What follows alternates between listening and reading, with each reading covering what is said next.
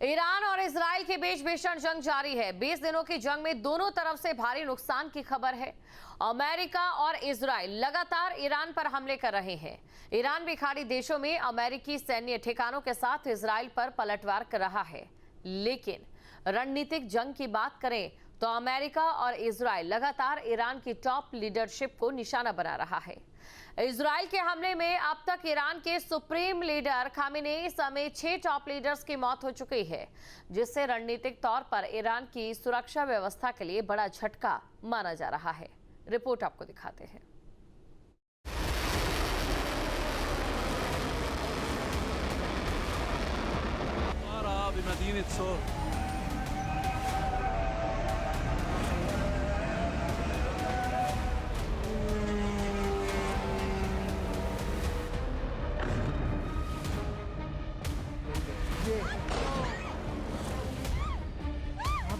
पीछे इजराइल के साथ युद्ध में ईरान को एक और बड़ा झटका। ईरान के सबसे ताकतवर शख्स अली लारिजानी की मौत। इजरायली हमले में बेटे के साथ मारे गए अली लारिजानी। ईरान की नेशनल सिक्योरिटी काउंसिल ने की मौत की पुष्टि। अमेरिका और इजराइल के साथ जंग में ईरान को 28 फरवरी से अब तक कई बड़े झटके लग चुके हैं। जंग के 18वें दिन ईरान को एक और बड़ा झटका लगा। इजराइल के हमले में ईरान के सिक्योरिटी चीफ अली लारिजानी की मौत हो गई। ईरान की सुप्रीम नेशनल सिक्योरिटी काउंसिल ने इसकी पुष्टि की है। अली लारिजानी सिक्योरिटी काउंसिल के सचिव थे और माना जाता है कि सुप्रीम लीडर अली खामेनेई के मारे जाने के बाद पर्दे के पीछे से वही ईरान को चला रहे थे। इजराइल ने कहा था कि उसने अली लारिजानी को एक हमले में मार दिया है। बाद में ईरान की नेशनल सिक्योरिटी काउंसिल ने भी इसकी पुष्टि कर दी। नेशनल सिक्योरिटी काउंसिल ने कहा लारिजानी के साथ उनके बेटे और बॉडीगार्ड्स भी मारे गए। काउंसिल ने लारिजानी को शहीद बताया। काउंसिल के मुताबिक उन्होंने आजीवन इस्लामिक गणराज्य की सेवा की। रिपोर्ट के मुताबिक 28 फरवरी को इजराइल के हमले में ईरान के सुप्रीम लीडर अली खामेनेई की मौत के बाद अली लारिजानी ही पर्दे के पीछे से योजना बना रहे थे। अली लारिजानी को ईरान के सबसे प्रभावशाली व्यक्तियों में एक माना जाता था, जिनका असर राजनीति, सुरक्षा और कूटनीति तक फैला हुआ था। अली लारिजानी ईरान के प्रमुख राजनीतिक परिवार से आते थे। अमेरिका के कैनेडी परिवार से उनकी तुलना की जाती थी। उनके भाई सादेक लारिजानी न्यायपालिका के प्रमुख रहे। मोहम्मद जवाद लारिजानी विदेश नीति के वरिष्ठ सलाहकार थे। अली लारिजानी 2008 से 2020 तक ईरानी संसद के स्पीकर भी रहे। मौजूदा समय में ईरान की सुप्रीम नेशनल सिक्योरिटी काउंसिल के प्रमुख थे, जो देश की रक्षा और विदेश नीति पर फैसले लेने वाली सर्वोच्च संस्था है। इजराइल के रक्षा मंत्री ने सबसे पहले लारिजानी के मारे जाने का ऐलान किया था। इजरायली सेना ने बताया कि सोमवार देर रात हुए हवाई हमले में अली लारिजानी और ईरान की एलीट बासीज फोर्स के कमांडर को मार दिया गया है। बाद में इजरायली प्रधानमंत्री नेतन्याहू ने भी लारिजानी के मारे जाने की घोषणा करते हुए कहा कि इन हमलों का मकसद ईरान के नेतृत्व को कमजोर करना था।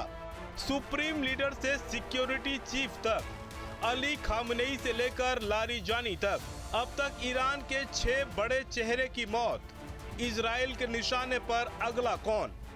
28 फरवरी को इजराइल और अमेरिका ने ईरान पर पहला हमला किया था, जिसमें supreme leader Ayatollah Ali Khamenei की मौत हो गई थी। अली खामेनेई के बाद लारिजानी सबसे सीनियर ईरानी अधिकारी हैं, जिनकी हत्या की गई है। खास बात यह है कि अमेरिका और इजराइल ने मिलकर ईरान के टॉप 7 में से 6 नेताओं को मौत के घाट उतार दिया है, जिससे माना जा रहा है कि रणनीतिक तौर पर ईरान की सुरक्षा व्यवस्था कमजोर हुई है। अब एक नजर ईरान के उन 6 टॉप लीडर्स पर डाल लेते हैं, जिनकी अमेरिका और इजराइल के हमले में मौत हो चुकी है। इनमें सबसे पहला नाम है ईरान के सुप्रीम लीडर रहे अयातुल्ला अली खामेनेई का। अयातुल्ला अली खामेनेई ईरान के सुप्रीम लीडर थे और देश के सबसे शक्तिशाली व्यक्ति माने जाते थे। 28 फरवरी को अमेरिका और इजराइल के संयुक्त हमले में खामेनेई की मौत हो गई। अली खामेनेई के पास ईरान में सेना, न्यायपालिका और महत्वपूर्ण राजनीतिक फैसलों का अंतिम अधिकार था। वे 1989 से ईरान के सुप्रीम लीडर थे और देश की परमाणु और रक्षा नीति पर उनका बड़ा प्रभाव था। उनकी मौत के बाद उनके बेटे मोस्तफा खामनेई को नया सुप्रीम लीडर बनाया गया। इजराइल उन्हें भी टारगेट करने की बात कह रहा है। ईरान के दूसरे टॉप लीडर की बात करें तो अली लारिजानी का नाम आता है।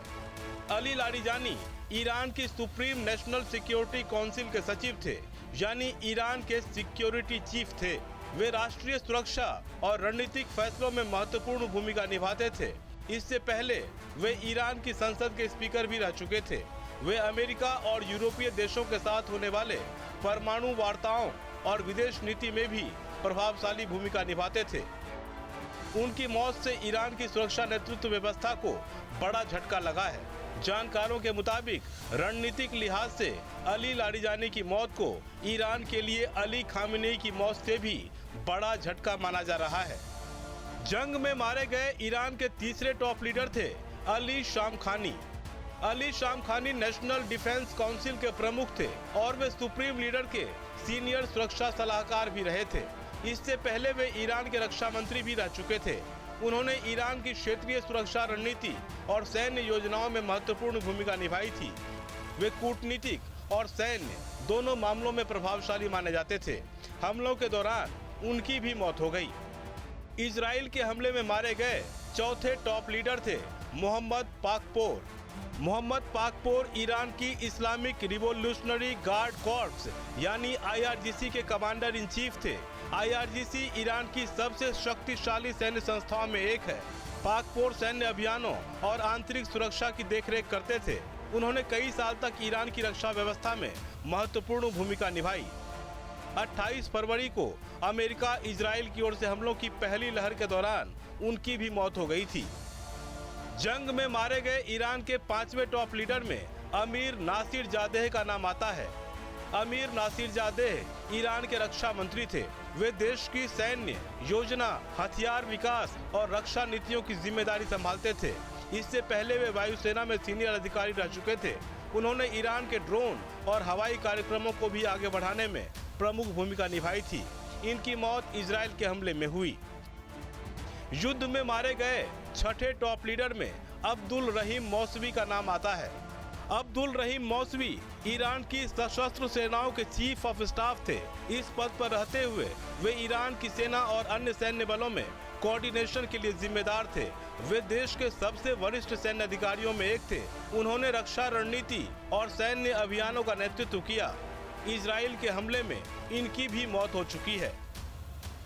मौजूदा समय में ईरान के राष्ट्रपति मसूद पेजेश्कियान उन टॉप लीडर्स में हैं जो सरकार और प्रशासन का संचालन करते नजर आ रहे हैं। वे देश की आर्थिक और घरेलू नीतियों को लागू करते हैं और अंतर्राष्ट्रीय स्तर पर ईरान का प्रतिनिधित्व करते हैं। ईरान की राजनीतिक व्यवस्था में राष्ट्रपति सुप्रीम लीडर के अधीन काम करता है। अब तक की जंग में वे ईरान के प्रमुख जीवित नेताओं में एक माने जा रहे हैं। युद्ध में ईरान को रणनीतिक तौर पर कमजोर करने के लिए इजराइल और अमेरिका टॉप लीडर्स को निशाने पर ले रहा है। अमेरिका दावा कर रहा है कि ईरान के नए सुप्रीम लीडर मोस्तफा खामनेई भी हमले में घायल हैं। सुप्रीम लीडर बनने के बाद मोस्तफा अभी तक सामने नहीं आए हैं। अमेरिका और इजराइल इसके पीछे मोस्तफा के घायल होने की वजह बता रहे हैं। अली लारिजानी की मौत पर अमेरिकी राष्ट्रपति डोनाल्ड ट्रंप का बयान भी सामने आया है। ट्रंप ने कहा, The top person was, they say, a lot of people say their actual top was killed yesterday, along with somebody else who was responsible for the killing. The man that was responsible for the killing of 32,000 people over the last 2 weeks, he was in charge of the killing of protesters. It's an evil group. I mean, they've killed much more than 32,000 people. And the man who was responsible for that was also killed yesterday. दरअसल America Israel की कोशिश है कि Iran में leadership को खत्म कर वहां अपने मुताबिक सरकार का गठन किया जाए। यही वजह है कि निशाने पर ईरान के टॉप लीडर्स ही हैं, जबकि दूसरी ओर ईरान भी टॉप लीडर्स की सेकंड लाइन तैयार करने में जुटा है और अपनी अलग रणनीति के साथ लगातार इजराइल और अमेरिका को चुनौती दे रहा है। यानी इतना कुछ होने के बावजूद युद्ध धीमा पड़ने के संकेत नहीं दिख रहे। Team news state. आपके मोबाइल पर तुरंत आएगी ब्रेकिंग न्यूज। स्क्रीन पर सबसे पहले दिखेगी बड़ी खबर। देश दुनिया की हर खबर एक जगह। अब आपके मोबाइल पर तुरंत फटाफट इंस्टॉल कीजिए न्यूज नेशन ऐप और रखिए खुद को अपडेट।